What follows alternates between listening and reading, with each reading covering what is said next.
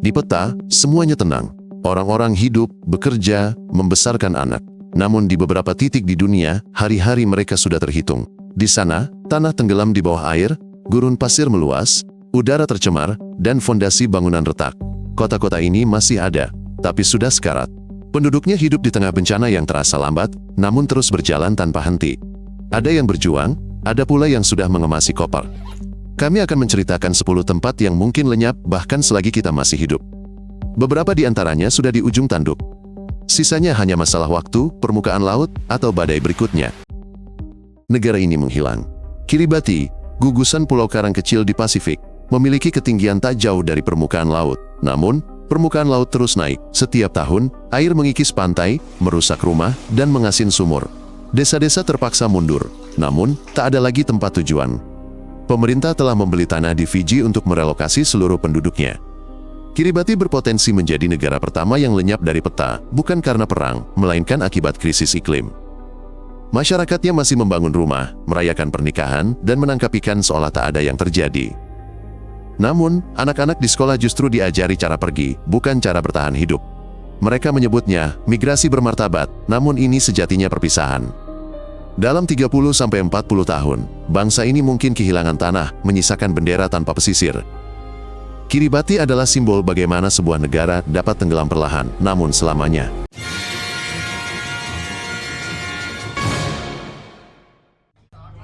Saat turis mengabadikan Piazza San Marco yang terendam, Venesia benar-benar tenggelam. Kota ini, berdiri di atas tiang kayu yang menancap di dasar lumpur lunak, telah bertahan berabad-abad, tapi laut terus naik. Kanal meluap, rumah ambles, fondasi runtuh, dan permukaan air naik tiap tahun. Sistem pertahanan Moses sering gagal, tak mampu menyelamatkan pusat kota.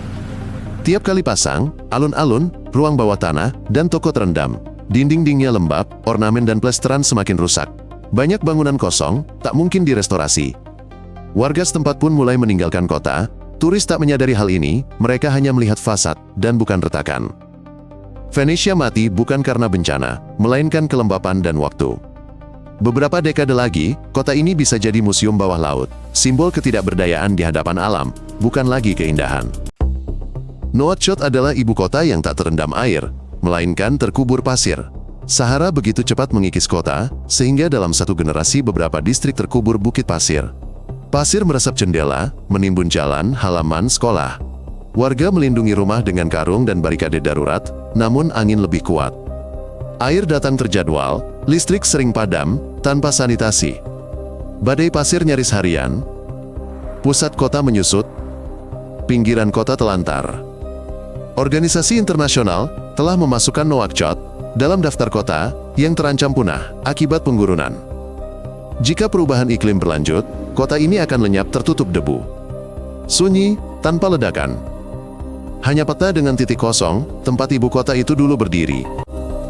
Di utara Alaska, tepat di tepi laut, berdiri sebuah permukiman yang tak akan bertahan lama. Shishmarov adalah desa yang dibangun di atas lapisan es abadi. Namun, lapisan es itu mencair. Setiap tahun, pantai runtuh, gelombang mengikis tanah, rumah-rumah retak dan ambruk, jalan-jalan pun terancam. Badai menjadi lebih kuat, dan es yang dulu melindungi pantai sudah tidak ada lagi. Penduduk setempat adalah orang-orang Inuit. Nenek moyang mereka telah hidup di sini selama berabad-abad. Mereka tak ingin pindah, tetapi hampir tak ada pilihan tersisa. AS telah menyetujui rencana relokasi, tetapi dananya tidak mencukupi. Memindahkan permukiman itu mahal dan rumit. Orang-orang terus hidup, tahu bahwa rumah mereka bisa saja lenyap diterjang pasang musim dingin kapan saja. Shishmarov adalah yang pertama, tapi bukan yang terakhir. Di depan sana, ada puluhan permukiman serupa yang tak lama lagi akan lenyap. Tulun adalah kota kecil Siberia yang kini perlahan menghilang. Bukan karena perang, bukan karena kebakaran, melainkan karena tanah di bawahnya mencair. Tanah beku abadi yang menjadi dasar bangunan rumah-rumah itu tak lagi abadi. Tanah ambles, fondasi retak, dinding-dinding terpisah, lantai-lantai ambruk. Warga mengeluh, di apartemen ada celah, di ruang bawah tanah ada air, di jalanan aspal bergelombang, infrastruktur tidak berfungsi. Sistem pembuangan limbah rusak, pemanas tidak stabil. Tidak ada relokasi. Pihak berwenang mengakui, tapi tidak menyelesaikan. Kota itu mati perlahan, seolah semua mencair tak hanya di tanah, tapi juga di dalam sistem. Tulun bisa menjadi yang pertama dari puluhan kota Siberia yang tidak beruntung berada di perbatasan iklim dan ketidakpedulian. Kota ini tidak terbakar atau runtuh, tetapi ia menghilang. Basra, pelabuhan besar Irak yang berdiri di atas sungai-sungai yang mengering. Air yang dulunya mengairi ladang dan mengisi kanal, kini asin. Begitu asin sehingga penduduk tidak bisa meminumnya dan pepohonan mengering. Teluk Persia merangsek masuk ke daratan, dan air asin naik melalui sungai-sungai. Pertanian mati, ternak punah. Orang-orang pergi. Mereka yang tersisa membeli air dalam jerigen plastik. Jika mampu. Di musim panas, suhu mencapai 50 derajat, udara seolah meleleh. Ketidakstabilan politik, krisis ekonomi, migrasi, semua ini menjadikan Basra kota tanpa masa depan. Namun, bukan itu intinya. Ancaman utamanya adalah air. Atau, lebih tepatnya, ketiadaannya. Basra adalah kota yang tidak akan tersapu banjir, melainkan dikeringkan oleh panas. Dan tidak ada yang akan menyadari bahwa kota itu tiada lagi. Ada kota-kota yang ingin dihindari. La Oroya adalah salah satunya. Sekilas, ini hanyalah pusat industri Peru biasa di pegunungan. Tapi udara di sini beracun.